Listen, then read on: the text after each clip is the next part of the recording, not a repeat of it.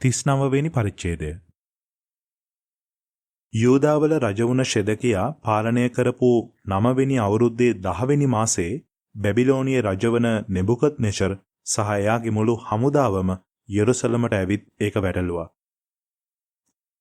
ෂෙදකියා පාලනය කරපු 11 වෙනි අවුරුද්දේ 4 වෙනි මාසයේ 9 වෙනි දවසේදී හමුදාව නගරේ පවුර කඩලා දැම්මා.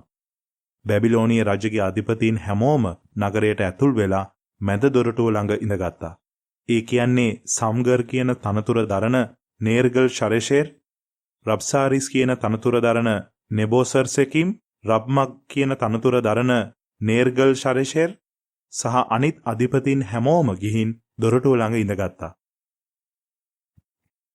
එයාලව දැකලා යූදාවල රජ වුණ ෂෙදකියාත් සෙබළු හැමෝමත් පැනලා දිව්වා. රාත්‍රියේදී එයාලා රජගේ උයන හරහා ගිහින් තාප්ප දෙක අතරේ තිබුණ දොරටුවෙන් පිට වෙලා නගරෙන් පැනලා ගියා. අරබා නිම්නයට යන පාරේ එයාලා දිගටම ගියා. ඒත් කල්දිවරුන්ගේ හමුදාව එයාලා පස්සෙන් පන්නගෙන ගිහිල්ලා යෙරිකෝවට කිට්ටුවෙන් තියෙන පාලුකරේදී ෂෙදකියාව අල්ලගත්තා. ඊට පස්සේ කල්දිවරුන්ගේ හමුදාව හමා දේශයේ රිබ්ලා වල හිටපු බැබිලෝනිය රජවන නෙබුකද්නෙසර් ළඟට එයාව අරගෙන ගියා. රජ එහිදී ෂෙදකියාට ලැබෙන්න ඕනේ දඬුවම නියම කළා.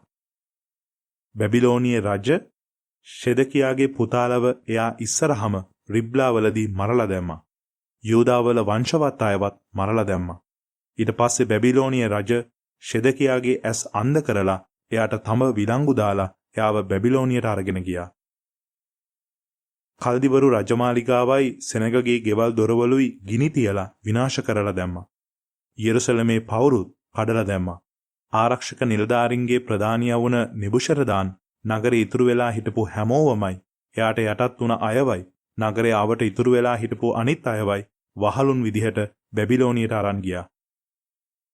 ඒත් කිසිම දෙයක් නැති දුප්පත්ම අයගෙන් සමහර දෙනෙක්ව ආරක්ෂක නිලධාරීන්ගේ ප්‍රධානියා වුණ නෙබුෂරදාන් යූදා දේශයේ තියලා ගියා. ඒ අයට වගා කරන්න කියලා එදා එයා මිදිවතු සහ කෙත්වතු බාර දුන්නා. බැබිලෝනිය රජවන නෙබුකද්නෙසර් යෙරමියා ගැන මේ වගේ අනක් ආරක්ෂක නිලධාරීන්ගේ ප්‍රධානියා වුණ නෙබුෂරදාන්ට දුන්නා. එයාව ඔයාගේ බාරයට අරගෙන එයාව බලා ගන්න. එයාට කරදරයක් කරන්න එපා. එයා ඉල්ලන ඕනෙම දෙයක් දෙන්න. ඉතින් ආරක්ෂක නිලධාරීන්ගේ ප්‍රධානියා වුණ නෙබුෂරදාන් රබ්සාරිස් කියන තනතුර දරන නෙබුෂස්බාන්, රප්මක් කියන තනතුර දරන නේර්ගල් ශරේෂෙර් සහ බැබිලෝනිය රජගේ ප්‍රධානීන් හැමෝම මිනිසුන්ව යවලා මුරකරුගේ මළුවේ රඳවලා හිටපු යෙරමියාව නිදහස් කළා. ඊට පස්සේ යාලා යෙරමියාව ශාපාන්ගේ පුතා වුණ අහිකාම්ගේ පුත් ගෙදලියාට බාර දුන්නා. එහෙම කළේ එයාට ගෙදලියාගේ ගෙදර ඉන්න පුළුවන් වෙන්නයි. ඉතින් යෙරමියා සෙනග අතරේ ජීවත් වුණා. යෙරමියාව මුරකරුගේ මළුවේ රඳවලා හිටපු කාලෙදී එයාට යෙහෝවාගෙන් මේ පණිවිඩය ලැබුණා. ගිහින් ඉතියෝපිය ජාතික ඒබෙත් මෙලෙක්ට මේ දේ කියන්න. ස්වර්ගයේ සේනාවල අධිපති සහ ඊශ්‍රායල් වරුන්ගේ දෙවිවන යෙහෝවා මෙහෙම කියනවා. මේ නගරයට යහපතක් කරනවා වෙනුවට විපත්ති ගේනවා කියලා මං කියපු දේ මං ඒ විදිහටම ඉටු කරනවා. ඒක වෙන දවසේදී ඔයා ඒක දකි.